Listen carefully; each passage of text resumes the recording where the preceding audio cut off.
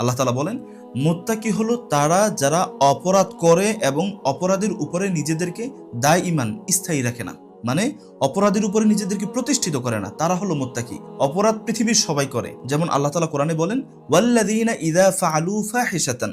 মুত্তাকিদের একটা গুণ হলো তারা কখনো কখনো কখনো কখনো না বুঝে তারা কি করে, ফাহেসা কাজ করে ফেলে। আও যালামু আনফুসাহুম, এবং কখনো কখনো নিজেদের উপরে জুলুম করে।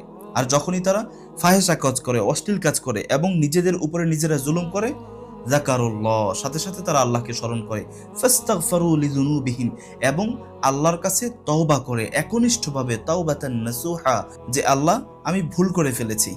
অপরাধ পৃথিবীর সবাই করে, যেমন আল্লাহ তাআলা কোরআনে বলেন, ওয়াল্লাযীনা ইযা ফাআলু ফাহিশাতান। মুত্তাকিদের একটা গুণ হলো তারা কখনো কখনো কখনো কখনো না বুঝে তারা কি করে, ফাহেসা কাজ করে ফেলে। আও যালামু আনফুসাহুম, এবং কখনো কখনো নিজেদের উপরে জুলুম করে।